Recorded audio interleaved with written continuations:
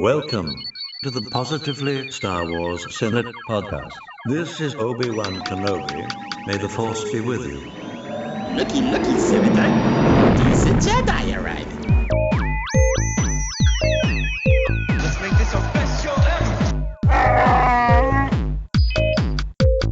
I will sign no treaty, Senator.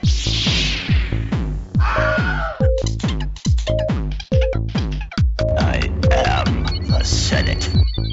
This is the way. Hello, ladies and gentlemen, and welcome to the Positively Star Wars Monthly Senate, home of uplifting, fun, enthusiastic discussion as we talk all things Star Wars. This is recorded September 2021, believe it or not. And this month in the Senate chambers, myself, Stephen, the only British one here, you cannot forget who I am. And this week there is, how many is there? Let me just see, 7 of us. And we have, in no particular order or in Skype order, we have Chris. Hi there. Marie. Good morning. Ricky. Hello. Ron. Hello, fellow senators. Ryan. Hi, everybody. And Tony. Hello there.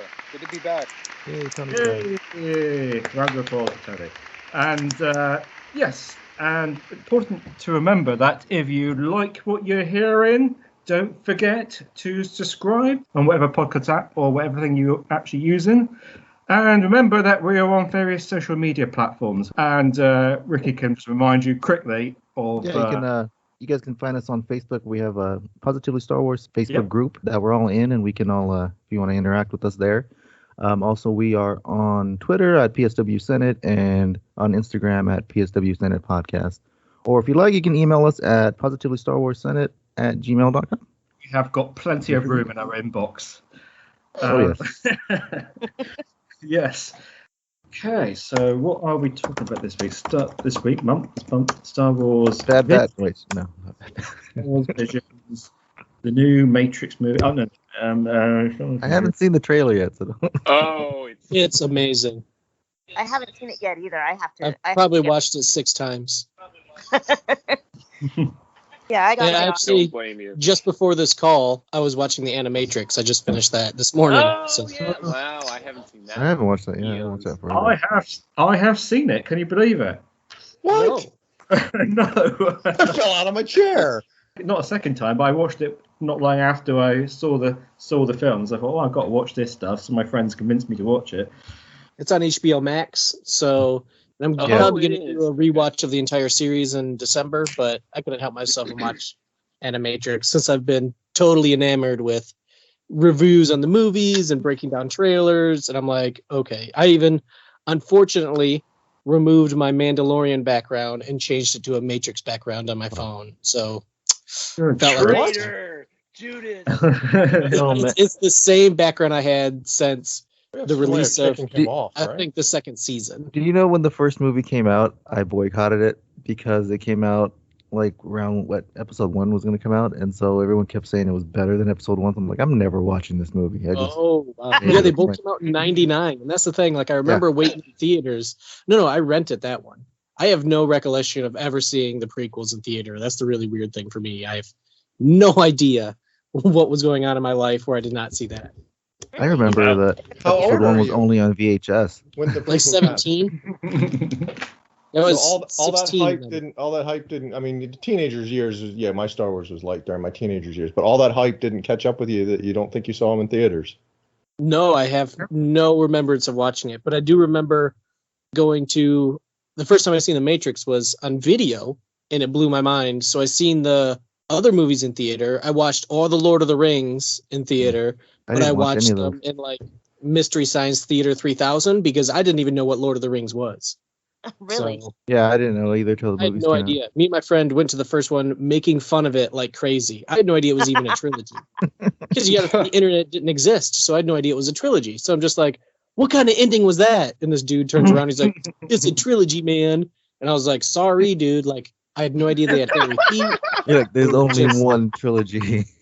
Yours is a fascinating. I'm always fascinated by the origin story. So yours is a fascinating origin story because you don't get into Star Wars until you're 18, 19, 20 like that, and don't even know what you're getting into.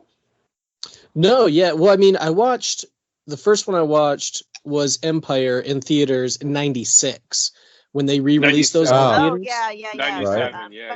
'97, yeah. When my mom took me to that, and I had the golden box VHSs, Right. and me and my brother watched those on repeat. So I mean, I was of age, but I Okay. still have no idea why I didn't watch any of those. Right. Why you weren't chomping at the bit to see the prequels, to see that, like that is. Yeah, we're going to deep dive into that someday. I was spending my last year of college, which was 97, looking at that little countdown, the little Death Star countdown for the Star Wars website, waiting for it to go live. Oh yeah. You guys remember that? And that was for episode 1? Yeah, because they were gonna have the little things every week or every couple weeks? They're gonna have like behind the scenes short videos. Yeah, and then like the episode 1 trailer and all that other stuff, and it took like 3 hours to download the trailer that was like Quick time needed to be 37 seconds long. Yeah, that was all in the dial-up days. Yeah, in the dial-up days when like somebody else would pick up the phone and like knock you offline and piss you off. So I got a question for the people that remember the trailer when it first released, since obviously I have no remembrance of my youth. Did they really reveal Darth Maul's lightsaber in the trailer? No. Yes, they did, because they had those. Every time I look up the first original trailer, it's always, that ends with Darth Maul's lightsaber, but then I always see that meme, like, people in theaters when Maul reveals his lightsaber, and I'm like, it was in the trailer. So, But it was still cool, though. Yeah, that was why we looked that was exactly why we looked forward to it, because it was in the trailer. I don't remember if it was in the teaser, because the teaser I can't believe was, they showed that. long. It was. I had the Darth Maul lightsaber before the movie came out. Yeah. Oh, really? Yeah. I'm pretty now it sure they seems had like a bunch of merchandise before it came out. We all knew that he had the double lightsaber. Yeah. Oh, okay. I had no idea. We didn't know he got chopped in half. Yeah, that's the part we didn't know about. We actually, I remember watching episode 1 first time and like waiting for him to do that the whole movie. Waiting for both, because when he fights on Tatooine the first time, he only has like the one saber come out. Yeah, so it feels like a spoiler to me. So now they probably would have did that, but now they show trailers. We saw Rey's new lightsaber, or the Sith one. That was a little misdirection, but we saw that one in the trailer. Yeah, that was a purpose misdirection, though. Yeah. Yeah. Because then people were like, she turns evil, and we're like, no, she doesn't. But what we did see in the trailer was her in the Snoke's throne room holding a red saber, and I was not happy about seeing that, because that wasn't misdirection. Oh, for Last Jedi. Yeah, like that was not misdirection like the evil Rey kind of misdirection brief snippet. Luckily I stayed away from that trailer and hadn't seen it until after the fact. I would have been a bit miffed. I think that's spoilerific. Seeing her with a red saber in that room, because it's just a 1 second scene though, right? She pops the guy behind Imagine if they would have shown. It's so brief. Yeah. Showing Maul, you kind of knew he was the bad guy. He was new. And you could kind of tell he's going to be the bad guy with the red sabers and double blades and whatever. But Rey was an established character. So to see her in a trailer holding Kylo's, of all things, holding Kylo's saber was just, I'm glad I didn't see that trailer leading up to that movie that had that brief little bit in it.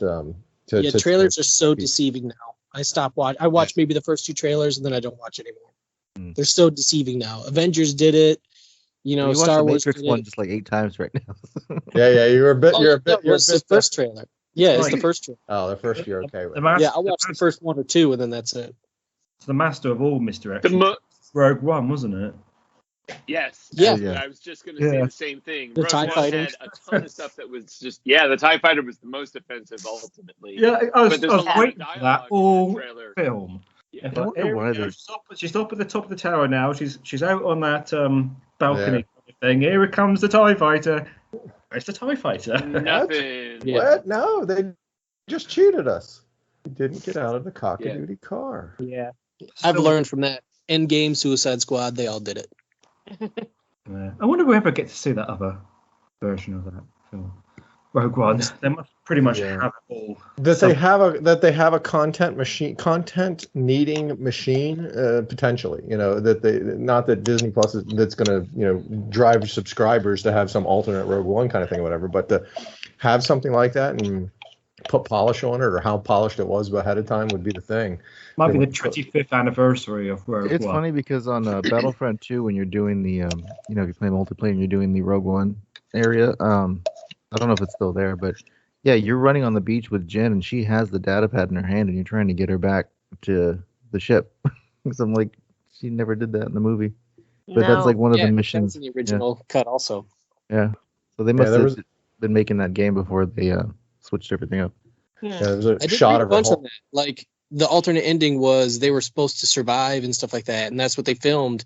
And they didn't like that war scene or something like that, so they separated them and put him on the tower. Well, it was like within the last month, I read the original endings and stuff like that to Rogue One, and that is a scene that I do remember them talking about. Yeah, that'd be interesting to see what the difference would be, or even if they came out with like a comic or something like that. I wouldn't mind that, like they did with the original Star Wars scripts. Oh yeah. Or even just a series of deleted scenes would be fine for me too. Just the alternate. Yeah, I'm not a big fan on re-releasing movies like that, like they did with Justice League. So, but a bunch of deleted scenes I think would be great. Yeah, an hour of deleted scenes. yeah, a movie's worth of deleted scenes. Yeah, basically a movie's worth of deleted scenes. Because didn't they recut that movie like all over the place? It was all reshot. It was a totally different movie. And then we could then when the fans can edit it, splice it together, and make the movie that we think it's supposed to be. Did anybody else hear the idea about instead of everybody dying at the end, one of the ideas that was thrown around was carbon freezing them? So that you could bring them further into the future of the timeline. I haven't heard that either. How the heck would they get off the planet?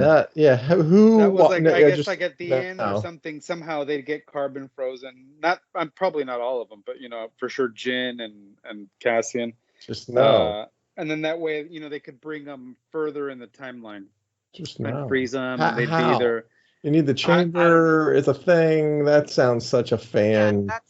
Fan dream. It was more. It sounds like just one of those random ideas they throw around in pre-production. And I guess it was for them, because they didn't want to like.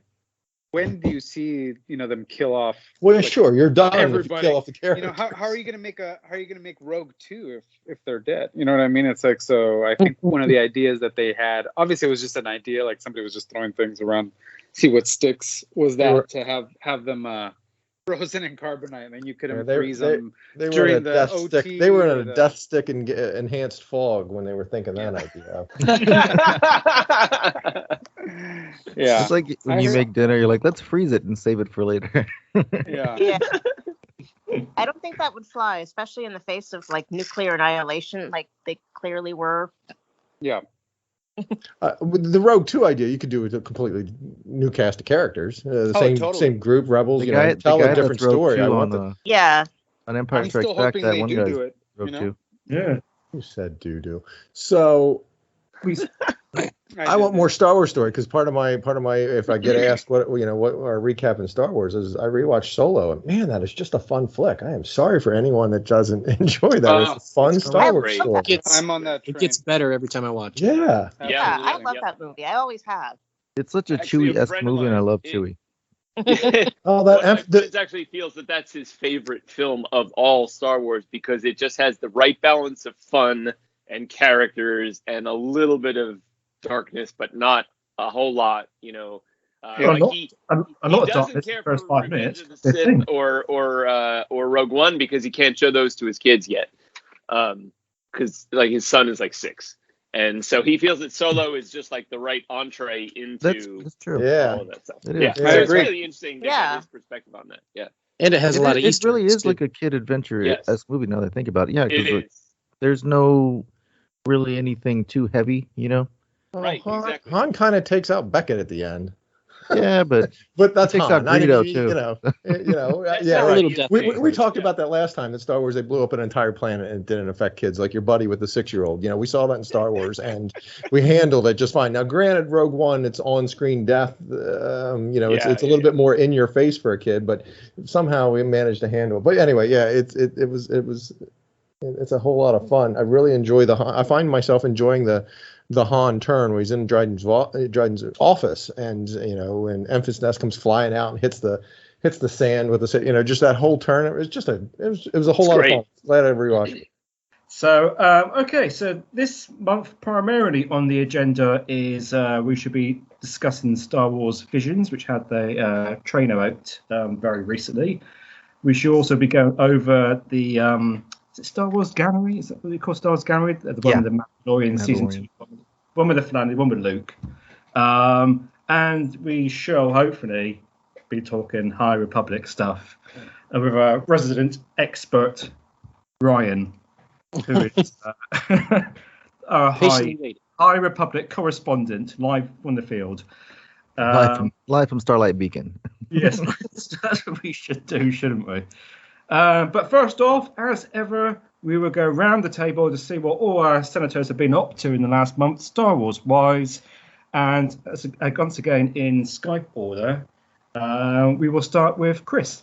Hey there. Yeah, I don't know how I wound up first in Skype order, maybe just alphabetically.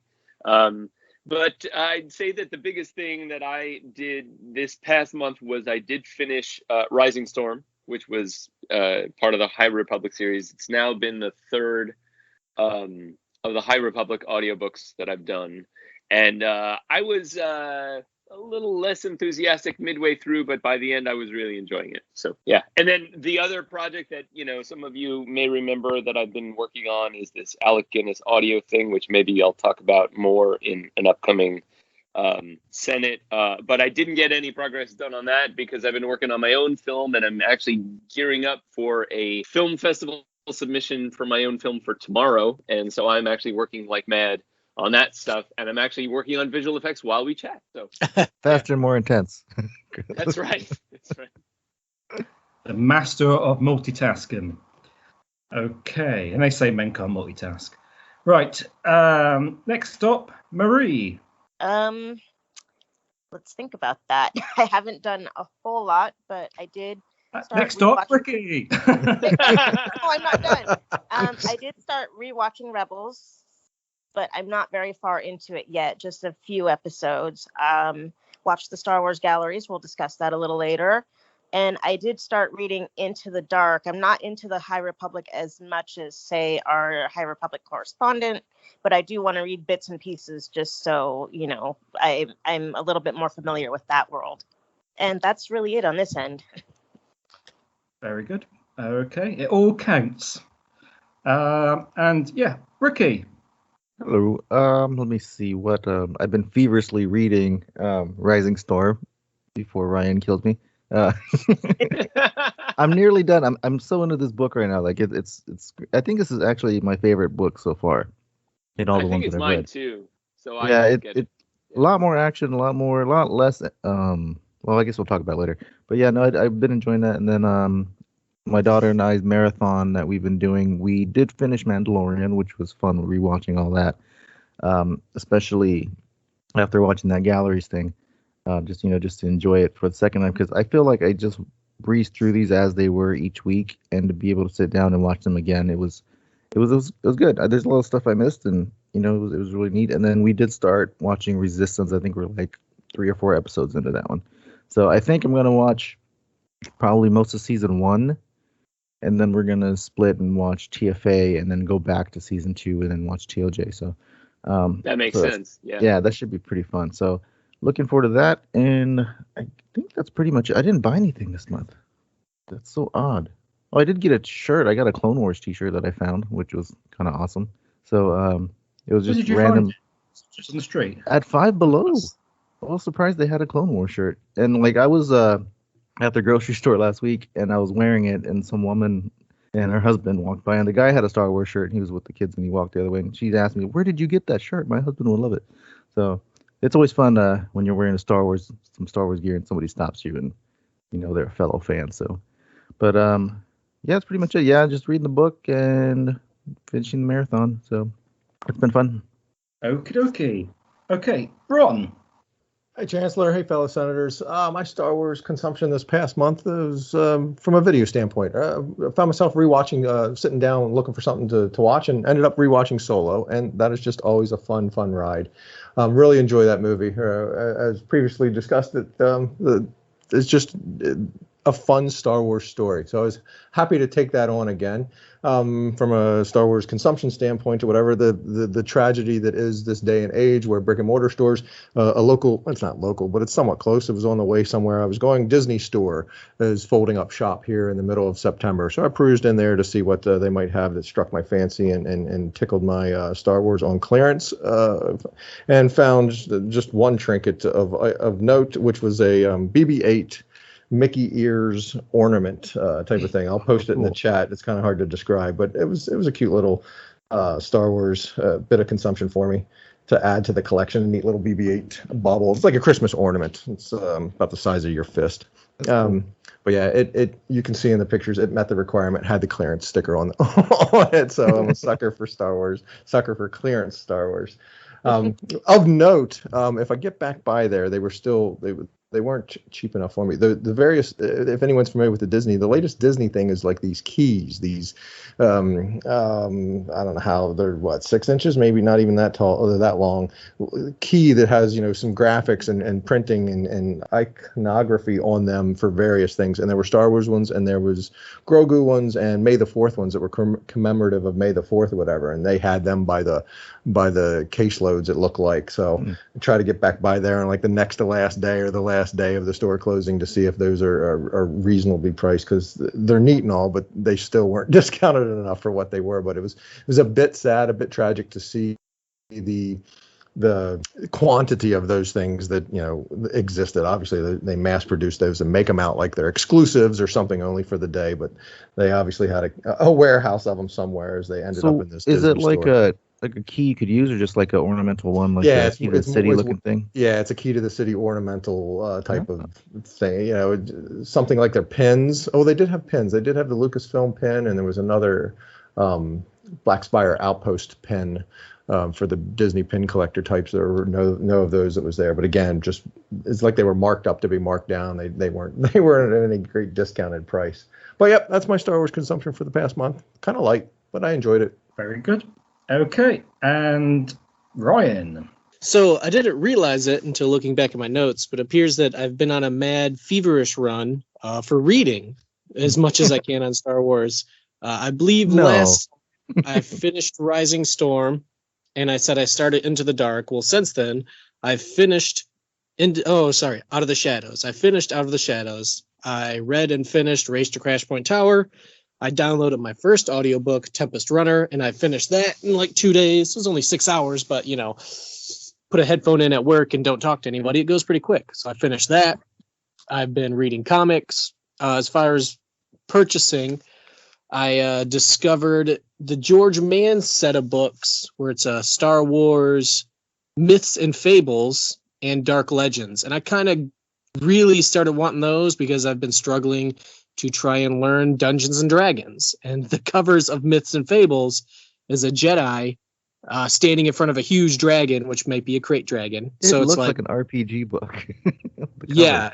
And so I bought those two. I'm waiting for those to arrive because they're like $15 to $20 a piece, and they're actually relatively short books. So, and my library wasn't getting them, so I found them online. I did buy the Star Wars Life Day Treasury that came out this past Tuesday. I caved and bought that one with a just beautiful cover. What I realized is like Stellan Gios on the front. So Christmas. It's just red and green, and he's got like this white hood. And I read the first 3 chapters of that already. And it's just really, really good. It's nice, wholesome, Christmas-like stories. I'm very much enjoying that. The problem is when I keep diverting to read all these High Republics, I put down, from a certain point of view, Empire Strikes Back.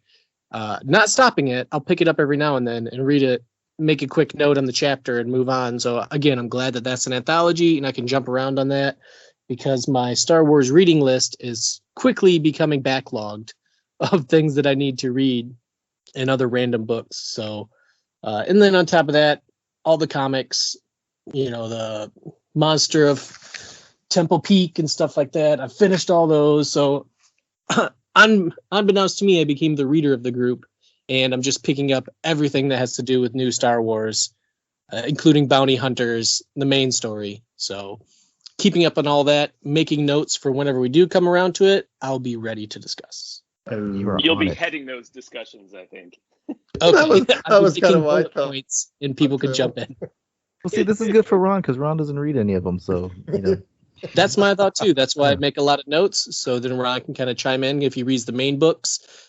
I'll make the notes of how they all tie in, and if he says something about it, then that works out just fine. We get more discussion for someone who's not spending days reading, and Ron sounds a little bit more busier, making something important. I appreciate that.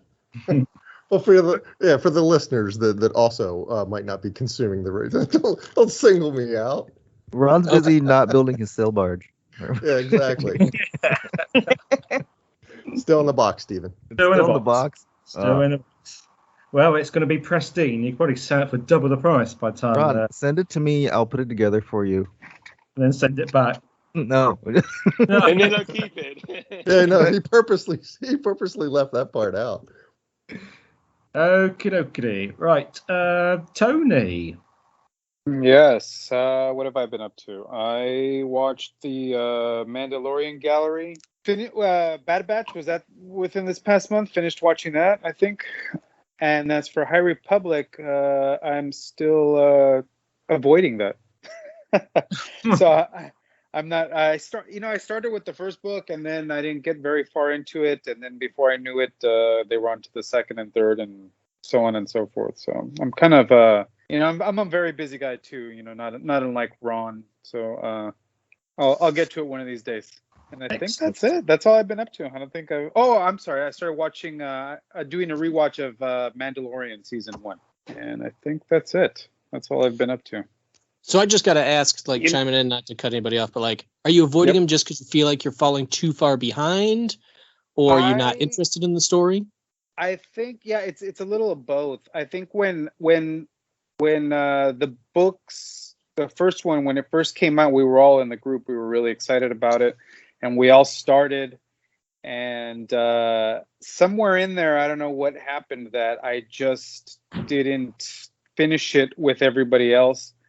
And then by that point, I said, okay, I'll have to play catch up. And I think the ship just sailed, and I never caught up, and I kind of never really went back to it. And and here I am.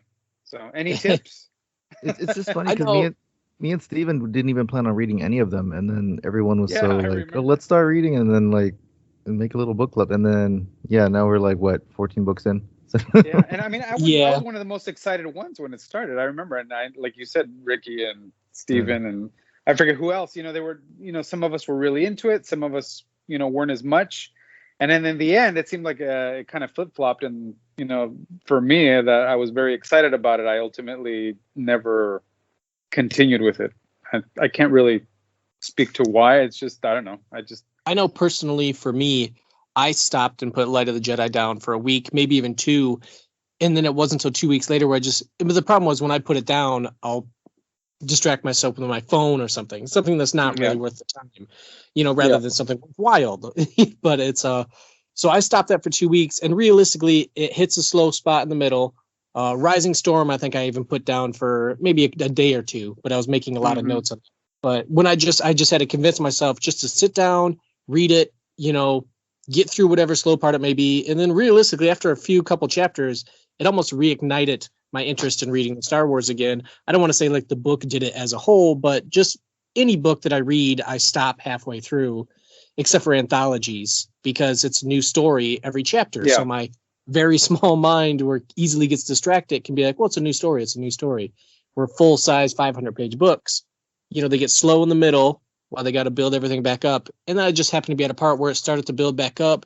And just the hope that Light of the Jedi gives to the Jedi really just gave me feelings that really no book has ever given me. Just the amount of time that they spend, the way that they care about people, the way that all the Jedi connect to become stronger. It just totally just makes me love Jedi so much more, because after Old Republic, it was the Sith are cool. And now it's seeing High Republic. I'm like, man, the Jedi were just really the beacons of hope. And it's going to be sad to see them slowly trickle down to where they get wrapped up in obviously some sort of plot. And you see them being spread out more and more. And they're like, we don't want to be involved in this war. And they're like, well, we have to, because we're the brokers of peace. So you can see this is the beginning of them getting wrapped up and everything. But yeah, if you just do the main books, obviously this and me, I can help fill in anything else, because as much as Star Wars says just read the main books, I read all the side books, and my goodness, there's more connections than I can imagine between any of these books. Side stories, comic books, they all tell backstories to the Drengir, to random characters that they just pass by. And honestly, that's what I love about Star Wars. It's backstories on top of backstories, whether it be a record that you listened to in the 80s, it's all ties into something else. And it feels like it's doing it all again. That's, for me, that's one of the biggest things in Star Wars is all the side stuff. Because, you get the main picture, but then it's filling all those little gaps, where did this guy come from? How does he know that guy? And blah, blah, blah. I think it's just kind of what you said. I kind of got to the halfway point. It slowed down a little bit. I put the book down, and then I just kind of never came back to it. And like I said, the train kept on rolling, and I need to get back to it. I have been hearing nothing but lots of enthusiasm, like from you and and other people around. Everybody seems to really, really be enjoying this series, and it's something that's kind of different to Star Wars, kind of bringing some new life to Star Wars. So it's something I really do want to get back to, or get back into, but I just haven't gotten it yet. So hopefully, right now the fall seems to kind of slow down for me. The kids are back in school, and work's kind of settling down. So maybe right now will be a good time for me to get back into it before the end of the year. So I will definitely come to you for whatever knowledge or insight I need, because it seems like you're really into it. So I'd be happy to fill in anybody in on the show or anything, and the listeners too, where if they only read a book or two, that's cool. People should not feel like they're required to read all of them. I just sometimes personally feel like I do. So this would be the place to go to visit people and ask questions on our social media. I also do feel, though, that sometimes it is intimidating that they're going for such a long game that it's a little bit overwhelming. And I felt that a few times in some of these books, that, oh my gosh, well, if I'm committing to that, that means I'm committing to like 12 books or 13 books or something like that. And so I'm still sort of on the fence about it, even 3 books in. Yeah, I will admit that, because it was a weird realization a couple weeks, maybe about a month ago, when it was like, okay, yeah, I'm reading this book, and then it clicks. Even if you only read the main stories, it's going to be at least 9 books. And that's one of the reasons I never got into kind of the post Return of the Jedi, any of those series, where they're like 13 books. Yeah, my library has they have like an app. It's called Libby. I don't know if anybody else has that in. Oh, yes, I have that. Yeah, and you can like get them through like Kindle, or like on your iPad or your phone or wherever you want to read it. Which is cool, because you don't even need to go get the physical book if you don't want to, or if your library doesn't have it, they'll give it from somewhere else in the county. Well, see, that's what I did with Rising Storm, because I was falling behind, because I can't have a book hanging around all the time. It's such a big book, and so I've downloaded it from my library on my phone. So like whenever I'm at work, I have a break, or I'm at lunch, or in my car or something, I'm just like, I'll read it for like read a chapter here and there. So, and I've been really breezing through it, doing it that way. I love reading physical books and having them in my hand, but like practicality wise, it's cool. You know what I had actually done, not with these books, but with I did it with the book about Obi-Wan and Qui-Gon. What was that called? That was not too long ago. Master and Apprentice. Yeah. Yes, that one. What I did with that one through the Libby app is they have both the audio version and then the book version. I actually got both of them. I borrowed both of them, and I was kind of doing the dual immersion thing where I was reading it but also listening to it at the same time, and that was kind of cool.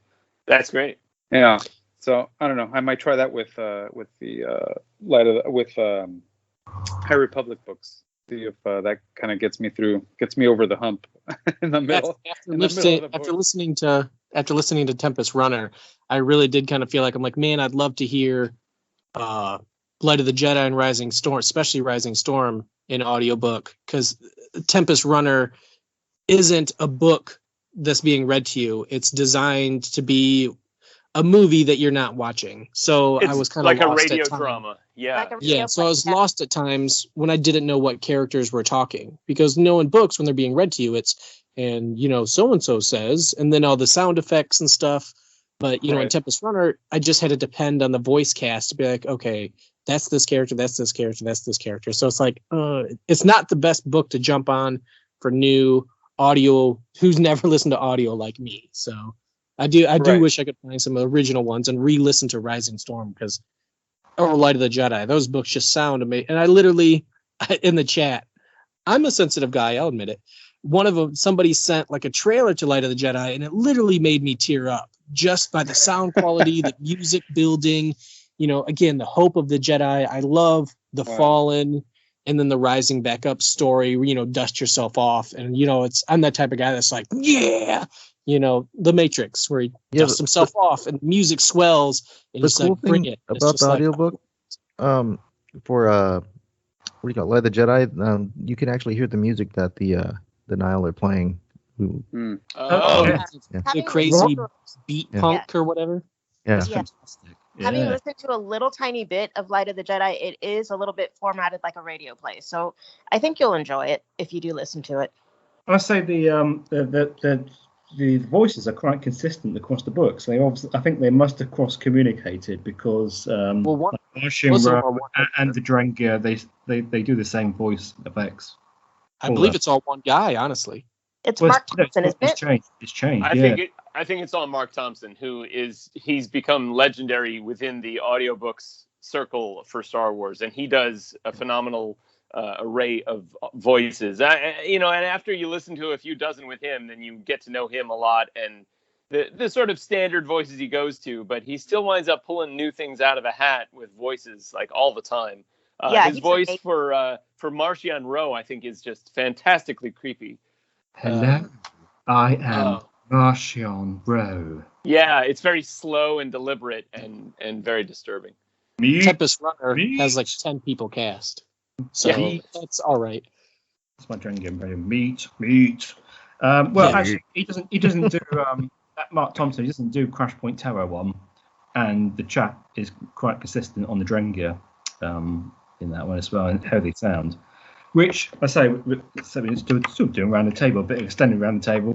But I did actually finish the Race to Crash Point Tower after a concerted effort to actually get back into it last week. Last week? Yeah.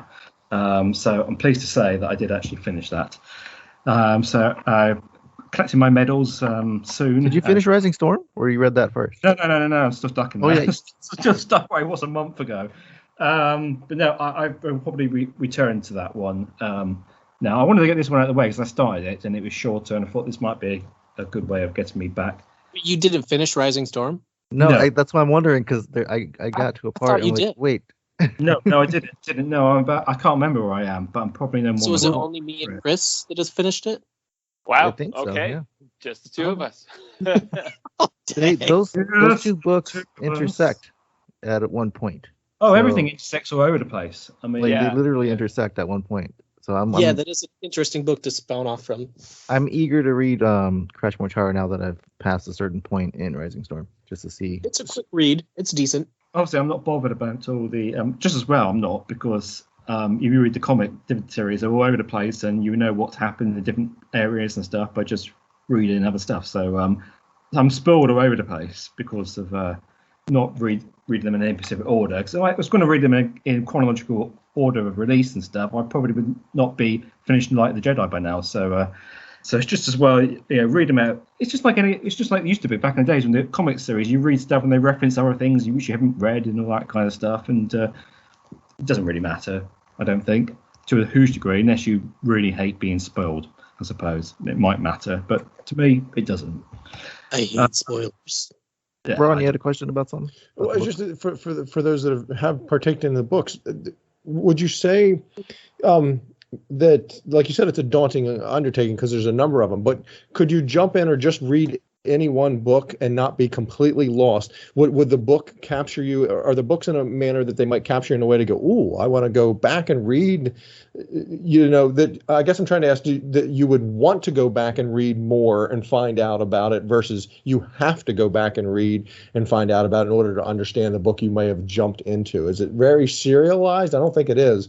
Or is it more Obi-Wan saying, or Luke asking Obi-Wan, you fought in the Clone Wars and you can continue with that story, but if you want, you can add onto it by going into another. There's a bit of that where they reference like events that happened, and like if you want to go back, if you want to expand, you can then go back to or go find that book. You don't have to be a part of that. Yeah, book you don't have. Because I did that for. That's awesome. Okay, for the one Steven said he just finished reading the Race to Crash Point Tower. They introduced characters from the comics in there, which I had no idea who they were. So then that made me go and pick up those comics. So I mean that was kind of a fun little like side, thing to do. It's all tangential versus serialized. I can see the main book standing apart, but after reading Rising Storm, I thought they were going to look more into one of the characters in there, Ty York. It's no big deal. But then to look to her story, they gave her a comic. And it's like, okay, well, I want to know more about that character, so I'll have to read that one. If anything, I felt like Race to Crash Point Tower. I don't know if it was the writing style or what, but I loved, the first kids book. I can't remember what it was, preteen book. That one was beautifully Test of Courage. Test of Courage. Yeah, I felt like that was the way the characters written were great. Yeah. And again, it obviously tied into Light of the Jedi, but Race to Crash Point felt like, if anything, the descriptions were really weak and it was kind of hard to tie it. If I try to take myself out of, I have to read 13 books or whatever to catch up. Sure. So I read it, seeing if I can kind of withstand without knowing all the exterior knowledge. And there is a ton of information in Race where it feels like, you need to learn more before you read this book, because a lot of the descriptions are really small, like, oh, this is happening. And you're like, wait a minute, there's an entire book on this that describes all these characters. And this character just jumps in real quick for a quick spout and then kind of bounces out. And it's a huge part of the story. Like, no, there's so much more going on. So if anything, I felt like Race to Crash Point, it definitely needs Rising Storm with it. But Rising Storm doesn't need Light of the Jedi, honestly, because it takes place almost a year after. And it's just like the great disaster happened and all this. And you're like, okay, well, if I want to read about that in the prequel or whatever, then I'll go read that. Yeah. And I think, for me, I don't know when we ever get around to discussing books specifically, but I think of having read Crash Point Tower and not read or not finished Rising Storm, and there's just when you think that the old Drengir conversation is finished from the comics, where they seem to have taken care of them, because the different timeline in the Crash Point Tower has the Drengir in it, and that also raises some questions as well in terms of how they operate and their faults and that kind of stuff. But we can't really go. Well, we can, but for me, we've had this conversation before when we talked about Into the Dark and that kind of stuff, and questions about the Drengir and that kind of stuff. What happened? Where they're coming from? How do they get around the galaxy? All this kind of stuff. And there seems to be a contradicting. As much as I like the Drengir, I think they're a bit one-dimensional, but there's some. It does raise a lot of questions. I find a lot more questions being raised about the Drengir. Almost, I could feel like they could do with a backstory on them. I'm not quite sure how that would work. And it's kind of like in Rising Storm, it kind of says like they don't know either. So the Jedi aren't really sure why. Yes. I mean, there's obviously that, but I don't know. I just feel obviously not knowing the rest of the Rising Storm. I don't know if the Drengir fit any more into the rest of that. In some ways, you would think they wouldn't, because they seem to take care of them in the comics. But then I don't know. It's just. I like a good mystery. There's just some questions that remain to be answered about the Drengir, I think. We're reading the comics. I'd like to discuss them, but I'm worried about. I don't know if it's like a spoiler or anything, and obviously people aren't doing it, or maybe something we could do at like another call. But they've definitely talked about the Drengir a lot, and I don't know if they wrapped up that part and they may come back. I don't know, but I have my worries about it, but I've been avoiding talking about it. Well, yeah, just briefly to say, Ryan could probably answer.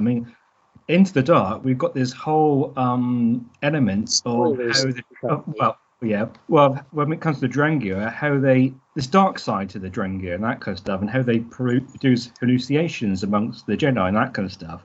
Now, given that Crash Point Tower and stuff is a bit of a kiddies thing, there's no mention of any of that in that book. There's no element of that at all, and they seem to get on quite well without any of that dark side influence. So it's just a bit, just found it a little bit odd. Either it's a big thing about the Drengir, they produce dark side stuff, or that's not a thing. I don't know. I keep seeing that they're tied in with the dark side, but my only thought is that it's the dark side that trapped them. I mean, they showed the Sith that captured the Drengir and put them to sleep. Generally, the dude, who looks like Arseface from Preacher. It looks like that type of Sith. And he not really captured them, but he's the one that placed all the totems that put everybody to sleep. Well, then there's a whole planet of them type of thing that kind of just waking up. And they keep saying that they're tied to the dark side, but I think it's just kind of they're evil. They really haven't shown any powers or anything. But I love them because they seem, when you have them bursting out of a hut because they're infesting in there like a worm, it's fantastic. But I just hope that we do get more of them, and I hope it's not the last that we see of them, because we're obviously moving on to a lot bigger things with Rising Storm. I was kind of half expecting that, given the way that they introduced them. I mean, not introduced, the way Lucasfilm, whatever you want to call it, Disney introduced them. I was expecting them to play a really big element in the whole of the High Republic saga. And they really don't. Yeah, or so far they don't. Anyway. Yeah, in Rising Storm, so far they just kind of reference they're kind of there, and Avar is fighting with them on different planets, and it's not really the focus of. Yeah, quite surprised they were not included at all. The first opening paragraph of Rising Storm, the introduction of it at all, is like the Drengir has taken over the galaxy, and I was like, okay, wait, what? Right. And now it's like, they barely talked about, and I was like waiting for the Drengir the whole time, but the comic gets all, and Avar is one of my favorite characters, so it was surprising to see her and the Drengir totally 100% focused on the comic, and Rising Storm focused on almost other character, with Avar kind of peering in, being like, I need some help, I'm getting my butt kicked here. So Rising Storm was very interesting that it spun off in different directions from Light of the Jedi. Yeah. So as of today, not counting comic books, how many books have been released? 6. 6? Yeah, but there are also a varying readership levels, and that's like a factor. That some are like adult and young adult, and then kid, and so it depends. So 2 of each: 2 young adults, 2 kids ones, and 2 normal ones, I guess. It's preteen, teen, and adult. They came out like in little clusters of 3, if I remember correctly. I remember it was the main book, and then it was going to be one of the kid or teen books, and then the other one, and then they were going to move on to the next big main book, and so on. And it's that's kind of where we are now. So. It's an adult and preteen, and then a teen. So it's adult, preteen, teen. Okay, so there's been 6. Okay, so that's not too terribly daunting. Really, there's 2. If you want to just read the main ones and then come back to the show or whatever and talk about all the fillers, or even if you watch recaps of the story of the side books, because again, it's a lot to invest in, especially if you fall behind. At least stick with the main 2, Light of the Jedi, Rising Storm. And if you're interested with smaller side stories, videos or myself can obviously fill people in rather quickly, because none of them had any type of big effect other than Into the Dark. Yeah, Into the Dark I felt like had the biggest effect because it introduced the Drengir. The other ones, they feel like obviously side stories. I felt in general, I felt most drawn to Into the Dark for 2 reasons. One is that Claudia Gray wrote it, and she's just a fabulous writer, and I've loved everything else that she's done. But then the other factor, which I really appreciated, was that it was a much smaller, more intimate story with just a few characters that you could really immerse yourself in and invest in. Whereas Light of the Jedi and Rising Storm just felt like it was a little unmanageable in terms of the number of characters in the number of different locations. So Into the Dark was just more focused, and it might be a better foray for people into High Republic simply because it was just less busy. I really did enjoy that one. That was, and of course, Into the Dark also introduces the one of the best characters in the High Republic series at all. Geode. Geode. That guy rocked. Yeah. So quite you can't do without it, really. I think. I mean, and he does come up in the comics as well now, but I'm not does he? sure it's got a bit exactly the same impression on you as it does in the book. Yeah. For those that are listening that are not familiar, Geode is our first Star Wars character who is literally a rock. Well, not he's a not walking rock. He's not a bipedal rock. He's just a rock. He just seems to appear and reappear in other places without actually having a means of mobility, but it's very clever and fun. You know, He always scares everybody. He always sneaks up on them. They turn around. He's like the Jason Voorhees of rocks. Like, without killing people. Yeah. He just like he'll be on one end of the station, then he'll turn around, he's behind you. Yeah. He's literally on drugs. He's stoned. Oh, That's just so. I'll do that. I'll that's put just so- the. I'll They put the rim talk, shot they in talk there. about it as being some sort of crystallized structure, don't they? I think Yeah. He's a crystal, right? well, he's a geode. He's got to be crystallized. Yeah. I've never made that connection. I can't believe how dense I am. So you can cut him open and he has little crystals in there. Yeah, I'd be terrified if somebody punched him and it's like all the sparkly crystals came out. I would weep if they kill that character. I don't think it's Yes, you are sensitive, Ryan. I am. I enjoy a good hero story, and these books are giving it to me. Like my last thread, I'm gonna fall to my death, and it's like so and so saves them, and I'm like, ooh, I love it. What if the bad guy says, "I must break you"? I might speaking of, palm face. Speaking of heroes, are we gonna go over the Luke Skywalker stuff for the? Yes, the we guy? are. Yes, we should. I can play the official clip. Share the screen. Ta-da! Oh no, I know what's in the what's in the options to watch as well. The official training from Matrix. Right. Okay. So full screen. Here we go.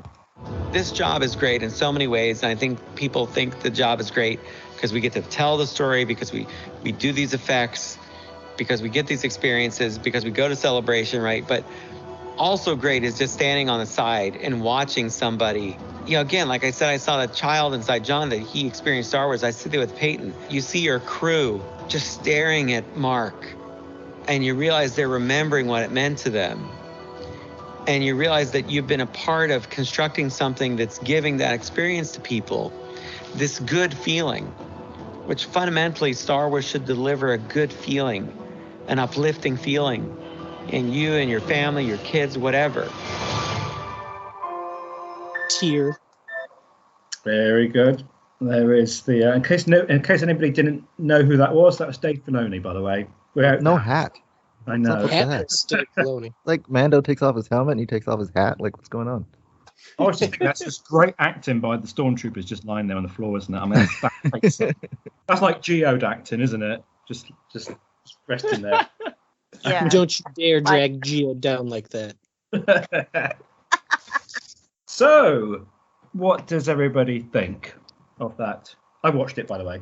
Has anybody not watched it? I watched it. No. I think everyone has watched it, and it's funny that Tony was the only one that Tony was the only one that mentioned in the intro that he did watch it, and I think we all did, and we just forgot about mentioning. I think it's to be expected. Like, No, Yeah, I maybe. say that I did. Did you watch episode 9? Yeah, I watched episode 9, of course. There was a bit of expectation, but yeah, totally spaced on the timeline of things. But yeah, that was definitely in our past month Star Wars consumption, all of us. Yeah. So I want to hear what Ron thought. Yeah, what did you think, Ron? It's a fascinating look into the Star Wars thing. Obviously, I think the takeaway was how they dabbled with the deepfake technology, but then ultimately went to the tried and true photoshopping sort of technique of de-aging someone. That I thought that was a fascinating look into where they were with it and trying to get to what they wanted to. Some very neat insights into the creators, the creatives, and truly understanding what they were doing and what they were about to present to us. The Grogu was quite the reveal, but this one was ultimately, going to be a big deal, and it was. So happy that they were able to keep that the secret that it was, the surprise that it was for all of us, because that ultimately is what made that episode just ring so true or whatever. So the care and attention to detail, it's so much fun seeing this backstory, seeing the how to. We're so ingrained in this as Star Wars fans over all these years to eventually get the behind the scenes making of. Some of us kind of want it the next week after they just saw the movie. I like to have a little time to stew with it like this, so it's kind of nice to have some time with it on our own. But yeah, it was a fun ride to see how they accomplished what they accomplished, which was presenting the feels to so many fans. I am not one that is upset with what they've done with Luke Skywalker in the sequel trilogy. So to me, that's where he is at that point in the timeline, and this is where he is at this point in the timeline, and it helps to fill and create that character arc that is going to be Luke Skywalker that we know at the end of Jedi, Luke Skywalker in this timeline. It's just going to help build upon that character versus so much of the expectations and what people have built in and legends added to it, whatever. But yeah, I really appreciate what they've gone for, and seeing it with this gallery thing was really welcomed. Really enjoyed it. I'm kind of like I was on the fence about watching it because as much as I enjoyed it, I didn't want to see how the sausage was made, like kind of thing. And I did. Spoil the magic, like. But yeah, no, I did really enjoy it, but I can't unsee the other guy now when I watch it. Like, I love that guy. I thought he was great. Was Matt? What was his name? Max. Yeah. Max. I can't unsee Max. Every time I look at it now, I'm like, I know that's Max walking. Did they use any of the footage from Hamill walking? I don't think so. No, yeah, They so they put his basically face on. What did they use from him? I was so confused at the end. What was funny about that whole special is that they were talking about all the different technologies they use, and they never really officially told you what they finally went with. Yes. And one of the other frustrations that I had with it actually is that, first of all, when they were experimenting with this, it was really before the deepfake stuff was really refined. And right. secondly, yeah, and I think right, and the other problem that I found really with it that no one was addressing in the show is that the guy that was in charge of doing the deepfakes was combining deepfake data from A New Hope as well as Empire Strikes Back and Return of the Jedi. And to me, that was a gigantic mistake because Mark Hamill's accident right before Empire, they kind of addressed that on completely changed. No, but in the case of the deepfaking, he was using footage from all three instead of just the last two films. But as you pointed out, they were deepfaking now where we know it to be and capabilities versus where they were doing it when they were shooting The Mandalorian episode 2 is how many years ago. Technology improved the deepfake concept, and to your point of so much. They now understand. Oh, we added too much input into the deepfake engine, if you will, so to speak. You can't have that much disparate stuff because then it gets confused or it amalgams it in a way that doesn't look like the character. It just didn't work, obviously. It didn't work, right. And obviously with the hire of whoever, I think they now figured out, this deepfake thing, it's a new toy, it's a new piece of technology that they're learning how to sculpt with it and have gotten better at it. And there's just not that many faces of Mark Hamill from that era. I mean, he was all over, but he aged differently. I mean, it was a 6-year jump. I mean, he was in the holiday special. His hair is different. It's definitely a technology jump. And at least they filmed it correctly where if you de-age somebody, you don't really show them a lot. That's why I was fine with it in Rogue One. It's because I think it's still a better option than a total recast for screen time that's less than a minute overall. Well, and then you have after Return of the Jedi, Hamill really disappeared. He was, for years. And then you see him again in Jay and Silent Bob, and that's that. I don't know what else he did besides that after he started doing his voice acting. Yeah, voice acting. I mean, on screen. I don't know what he did on screen. Yeah, and there's not much. photography or video of that. So I mean, they were kind of limited to that era of him. Yeah. You know, pre Empire Strikes Back, probably. So yeah, no, I think. You guys think that they're planning on perfecting that even more to use constantly use him? You know, absolutely. No, I'll say no. No, I think that he's on board. They hired that guy for a reason, because they saw some elements of his work that they were not capable of doing, and that's why they brought him on.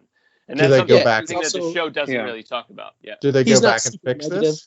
I don't know that fix is the right word, but you know what I mean? Do they fix this? Do they punch it up? Do they polish it? Do they polish up Tarkin? That was just while they get a special edition release it. They'll be going back and tweaking it. I mean, it's Star Wars. That's just. Well, I mean, they could do the same thing for Rogue One. Fixing it, making it better. Yeah. But when you say use them full time, well, I take that statement as, will they be willing to invest in a TV show with a young Luke Skywalker? In my opinion, it's absolutely not. I don't think the technology is there. No, it's too much of a as a main character? No. You could have them like not cameo. for a full series, no, but you'll get cameos. The next time the next time we need to see him for something, for the Cameos, Mandalorian and the Mandalorian episode and the Mandalorian timeline or whatever. If there's something that needs, or even Book of Boba Fett, you know, if there's something that needs to happen or whatever, then sure. But not full bore. It just the technology's good, but I don't know that it's good enough to handle a main character. Now, if it is, obviously they might do it, but no. That's why it would be too cost prohibitive no matter what anyway. Not too well, if the technology gets cheap, but you know, if they get good at it, so to speak. But touche. They're right. How crazy is it? Nature of it. That, you know, years back you had George Lucas talking about it's too expensive to make this a TV show right now, but when it gets there, and now they're like bringing Mark Hamill back as a young man. Yeah, it's great. Isn't that crazy? The visionary that is George, you know, that he wanted. That's what the technology and the things just weren't there for his creative powers. That now that it is, and his people that have grown up with it are able to run with that. Yeah, it should be quite. I hope it's quite satisfying for him to see that now just about any story can be told. That's always my takeaway with Star Wars and what it's done for the storytelling community, movie making, all that sort of stuff, ILM, all that sort of stuff. There's no limit now to the stories that can be told, which in the wardrobe, the Lord of the Rings type of thing, you couldn't tell that story in 70s and 80s technology like you can, the vastness of it all. So yeah, the power that is where we're at, and to be TV shows or cinematic movies. I mean, the Mandalorian's practically a movie a week. It's somewhat that well done. I always get hung up on the Starfields. They're just so flat. But you know, there's such qualities, such good stuff like there. 10 million episode or something we spent? Wow. Something crazy. Well, so one of the things that was talked about, that part of what came out of the gallery was how Filoni talked about it, that they had their discussions of showing you who it is, but not showing you, you know, that as it's happening, there were the various stages of, is that him? That's just what I remember watching that episode was just covering my mouth. I ended up watching it alone for whatever reason, but you just covering my mouth going, no, they didn't, you know, oh my, are they really going to, you know, that they purposefully went until the hood reveal, even though the clues were obviously there, going back hindsight and second, you know, glove and green saber and all this sort of stuff. And the X-Wing too. Yeah, even the X-Wing. But, you know, I don't know, I didn't let myself believe it. I think all of us, anyone that says, oh, I knew it was Luke, is like, I don't know that I buy that off the very first viewing. You just, you wanted it, because we were all speculating so hard, who's it going to be? And the obvious choice was Luke, but we all said, nah, it's not going to be Luke. You know, it's just, nah, it's not going to be. So when it's there and he's happening in this shaky, so that they took attention, that they realized that, and that was the neat thing about the gallery episode, is they sort of proved that or showcased that or fessed up to, yes, was intentional. That made it all the more just wonderful that it was they waited for the hood reveal to actually give it to you, that yes, this is Luke Skywalker and thing. It was an intentional act, and was so appreciative of knowing that and then seeing that in the gallery episode come to fruition, and you know, just being told to us. That's the beauty, I guess, of the behind the scenes piece, to know that they put that much love As- and effort. care into it. So Yeah. as great as Yeah, the reveal, effort. as great as the reveal was in the episode, just know that myself and Ricky would have absolutely floored herself if it was Jar Jar underneath that hood. Oh, that would have been like a million times. No. I would have floored my TV, honestly. Yeah, no. I would have like knocked my I TV off would the have wall. I would have jumped out the front door and the window and like ran down the street and like screamed and they're like and I watched that episode like you know, the Luke reveal like right as it premiered, so it was like what, like midnight here. Someone has to make a cut of that. That would be. I gotta say that would be funny. Just pull back the hood and the eyeballs, just the eye stalks shoot up. That'd be great. I wish it. Mark's always Mark about it in any time, but I wish it would have dove a little bit more into that phone call that Mark gets that says, "Hey, we got this idea. Or, you know, here's what we want to do. We want you to give it back." It just you know, I don't know. I'm imparting it on him, or just the sheer giddiness that had to be in Mark Hamill as a kid, as a sci-fi fan, as an actor, as just everything, to hear that, wait, we're going to do what? Oh, hell yeah, let's make this happen. You know, just that sheer excitement for him as an individual had to be just wonderful to be able to come back to this universe and be a part of the episode. I wonder how much of the episode in the storyline did he know, or does he watch the episode like us and sort of get, you know, I'd love to interview him in that sense to say, because you know how these actors, they only know the parts that they're on set for, so they don't know the full complete story, whatever. So that when they get to watch it, obviously he's going to know the reveal. It's no surprise to him, but you know how exciting it was for him to be a part of it in the manner he was had to be top notch. Definitely sounds like a Harrison Ford thing. Just let me read my lines and go. Yeah, I don't think Mark's doing that at all. No, I love that he's embracing the fandom. Yeah, right. He's quite the ambassador, for sure. They went into his house with Grogu, didn't Yeah. they? I mean, what's that all about? We're not sure. To read the script. I mean, To convince him? It says about 2 or 3 words. I mean, how much reading does that take? But yeah, it was just the amount of effort and the consideration and time and thought process they put into all this was pretty amazing, really. Yeah. And I gotta give it up to pretty much Disney, Marvel, all of them. Just the way they're able to avoid spoilers with the Mandalorian. Yeah, right? To keep Grogu secret. Imagine how much merchandise they ruined, you know, just by waiting, because they're like, if we make anything, it's gonna leak. Because that's how I found out there was gonna be an ATST in the first season of Mandalorian, because there was a Lego set. It was on that, whatever it was, the moon that made the alcohol. They had a Lego set of that before the episode. And I'm like, well, you just ruined the reveal of an ATST. So when he comes stomping out of the shadows, I'm sitting there with my arms crossed, like, yeah, no surprise. But then they're able to keep something like Yeah, that. didn't they have that also on when they had that video of Pedro and Gina doing like their action figure reveals? Wasn't there a ATST that came with one of the sets? And that was like before the show even came out. Maybe. Yeah. But again, I consider a lot of things spoilers, because it would have been shocking. The way it's filmed, you can tell it's supposed to be a reveal, but a reveal is taken away. But to keep something like Mark Hamill secret coming back, and I guess even though everyone's talked about it, we got to touch on that. They misdirected everybody by saying it was Plo Koon. So like, Yeah.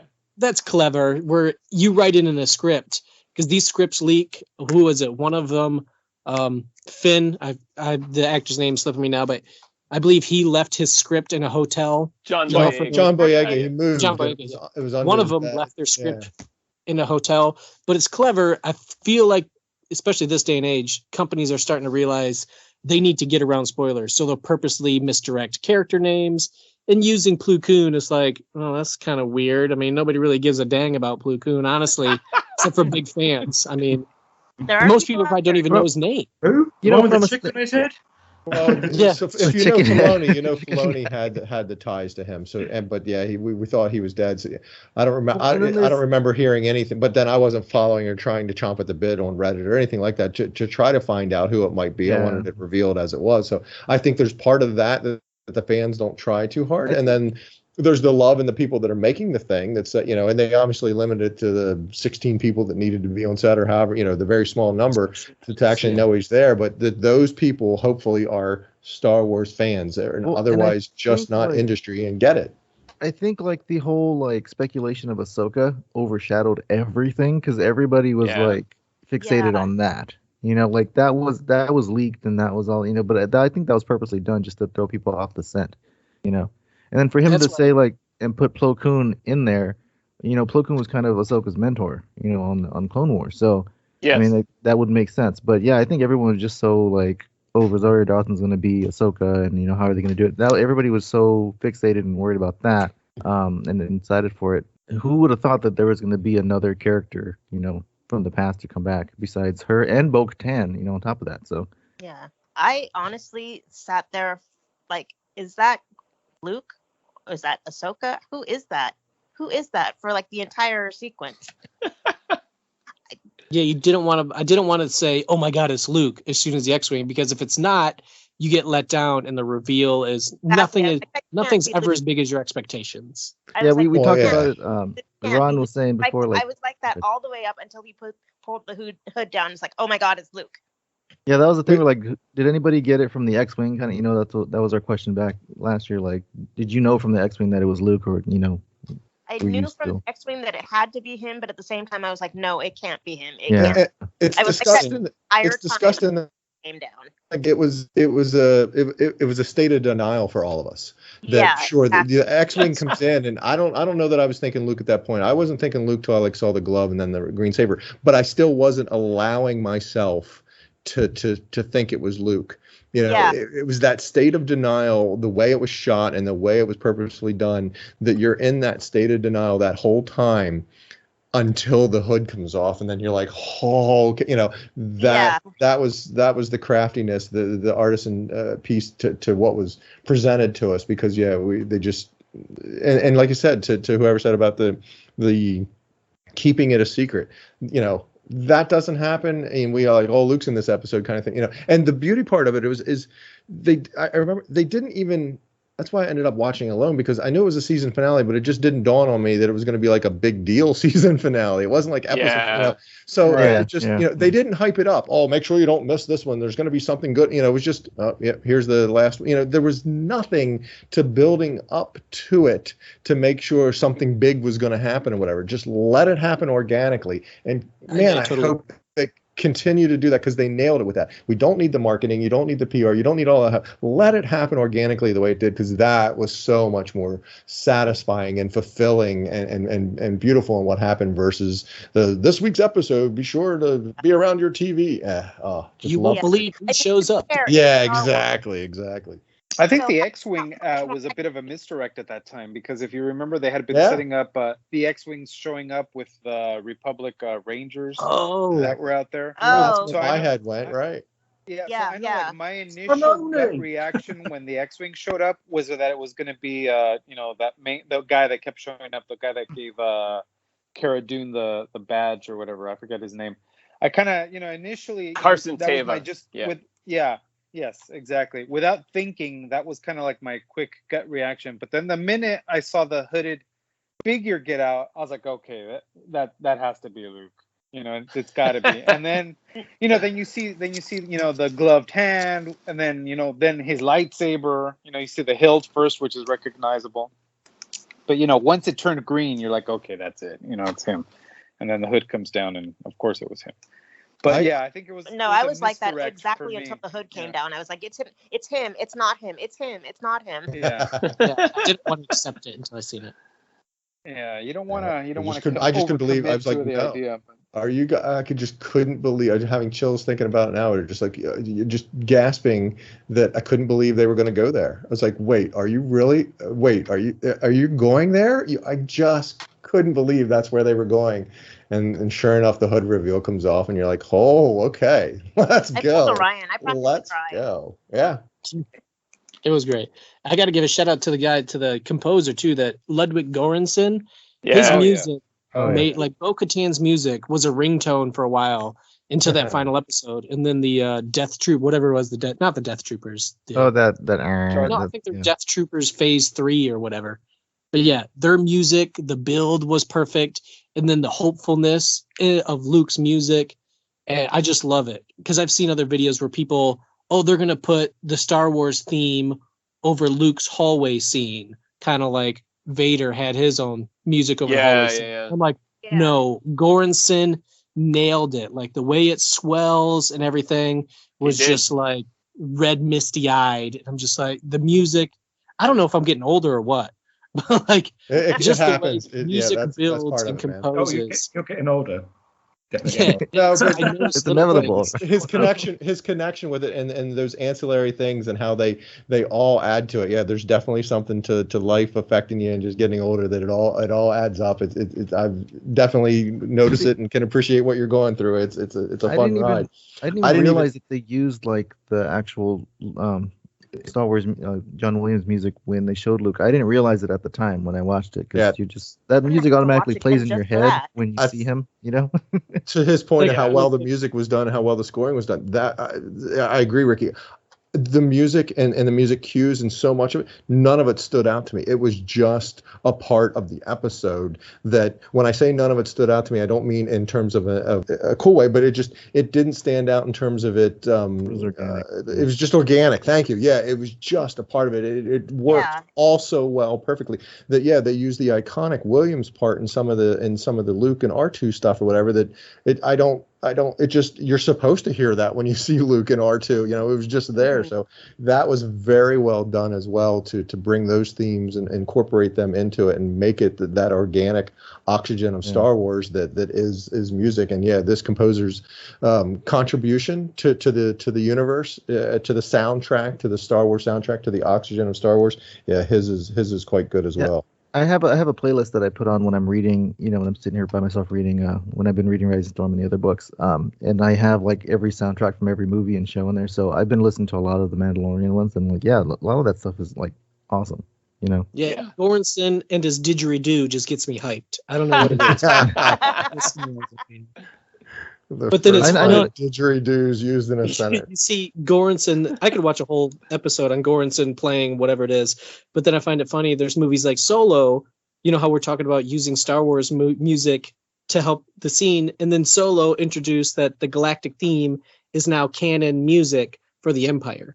When he's, I think Rebels did that first. When Han Alono is going to sign up, and the music's playing in the background, you're like, oh, it's canon now in universe. It was already in Rebels, but you haven't watched that yet. Yeah, there was some discussion around that or whatever, and that Imperial March has been that wasn't the first time in Solo, so it has been sort of utilized. Now some of it's a bit ancillary, like you say, Rebels, and I think what was the other thing? The radio dramas. Yes, had they a did. piece of it.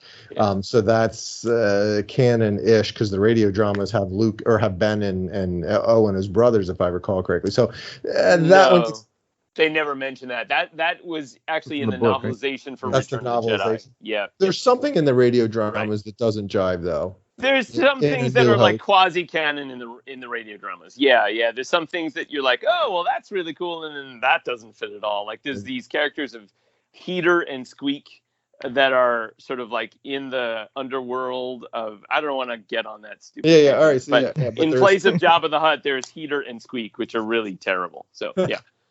So yeah. Anyway, the music, it's just. I know. I griped a little bit about seeing Max, but what about Green R2D2? That was Green R2D2? I can't unsee that. Yeah, there was a droid and it has to do with the blue screening aspect of things, right? To make sure that blue screen, or so that they can get the colorization. Or was it? That's what I figured, but it was. Or was it to throw off the scent? Yeah, because there's red ones and there's maybe. I didn't notice that. It's colored green. Oh, from a Plo Koon standpoint, you're saying. The blue spots on R2 were green instead. I didn't notice that. That's that neat. Would throw off the people making it to some extent to not have R2 there, to have this green aftermath. Yeah. Is that they didn't address it at all as to why it was a green R2? So that's a good question. They weren't using green screen, or they weren't using blue screen, so that. But if they needed to, or if they wanted to punch it up, or something. I don't know why. It's probably more about the misdirect. More misdirect. That's a great excuse. Yeah, they even Plo Koon masks, so it makes sense that they would paint R2 green and just digitally paint over. What? Because they said they locked the guy that did all the digital art for the episode. For 2 days by himself. So it's no surprise there. Yeah, I would say from it was going to be slightly disappointing in terms of that episode. It was totally focused on that last scene, which I understand because They only produced one behind the scenes episode for the whole of the series. So they're going to release a special. They were either going to do the whole season in 50 minutes, or they're going to concentrate on one particular scene, which is what they did. So it's a bit of a disappointment, really, that they didn't expand on some of the rest of that finale episode or chance to go back through the whole flipping series for starters. Are we ever going to see that? There's no conversation of why we haven't seen the same thing that we saw for the first season, where we saw behind the scenes for. Yeah, I would have liked to see some stuff about the Darksaber and how they did all that, and Grogu throwing everybody around. That would have been fun to cover. Yeah, that'd be nice to see all the directors at a round table again. That's all it really is. It's just more discussion. Yeah, that discussion was fun. So I mean, it was disappointing for me because as much as Mel wasn't obviously super pumped to see Luke and stuff, but it wasn't everything about the finale. It wasn't just that bit, though quite it was, but it wasn't. There was other things, and it just would be nice if they touched base with some of that stuff. And also they talked about a lot of things in that episode, but they didn't make, as we said before, everything wasn't clear. Why they didn't go with the deep fake and stuff. Why they dragged that. Why they dragged Hamill in and then got another actor in to do the stuff after. Well, they were together the whole time, and I think that was the plan, was to use deepfake, and they said it just never looked right. And Disney has all this technology for de-aging through Marvel. So, I mean, they did it with Captain Marvel, they did it with Ant-Man, so they have very good de-aging technology. So it makes sense just for them to be like, we give up, just use de-aging. That was my take. Yeah. They someone like Shamook. Dabbled with the deep fake, but they knew de-aging was tried and true, that it worked, that audiences bought it, that it could do what it needed to get done, and that was my takeaway from the episode. Is that's why they ended up going that route, because it was proven to them in some sense. Yeah, and I think going forward they're gonna by now they probably cracked it. I think that was my understanding, was that it just wasn't quite there yet for how they wanted it to be for the episode, but that they were going to keep working at it, and that going forward, that was my understanding. Yeah, so they said something where they alluded to that they were this was kind of the future for them. They were going to really be using that going forward. So I think once they perfected it. Shamook definitely shows skills in it, and I'm glad he hasn't taken a side in the argument, because he always did here's Han Solo as old Harrison Ford as young Harrison Ford. And I never liked that, because I'm like, the dude's 50 years old. You can't just place him in a movie where he's 30 and everything's going to be fine. So I think one of the reasons they hired him is because he really didn't take a side in it. He just said, here's my skill. Here's my skill. Yeah. Here's what I can do. So I only wish the best for this person. Let the work speak for itself, and not, like you say, take sides in it a while and say, "Oh, Disney, you're doing this all wrong. I could do it so much better." Nope, just put it out there and let them see it. Go, oh, hey, wait, this guy's doing pretty good. Why is he not on the payroll? And get to that point. Yeah, I think you guys think we'll can't wait to hear his backstory. To see that making of, or hear those interviews 10 years, 5 years down the road now of how that all comes to be for him. You think we'll see de-aged Tamora Morrison in Boba Fett?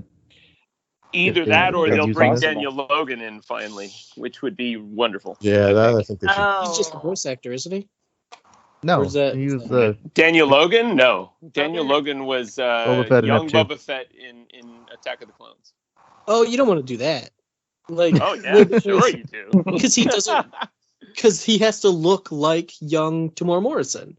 So the dude, he's gonna look, an older Daniel Logan will look completely different. So I think if they're gonna show a young Alpha, then it should probably de-age them. And imagine how many digital scans they have of his face anyway.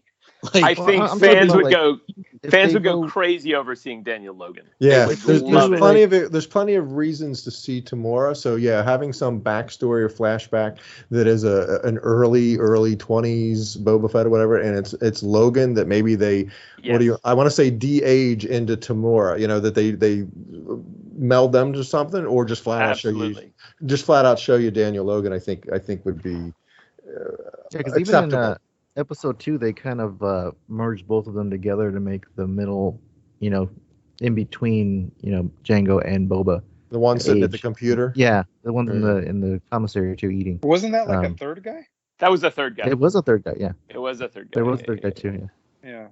Well, so the precedent they could easily do then a Daniel Logan. I'm just wondering if they ever show clones again, like in Mando flashbacks, like when he was a kid, if they would use, younger Tamora as the clone troopers, if they want to go that route and do some fleshing out for the backstory of Mando. Yeah, they could. I suspect though that if they do move into a second Solo movie or a Solo series, that they'll bring in Daniel Logan, because Daniel Logan is really the perfect age to be the young Boba Fett opposite the young Han Solo in that era.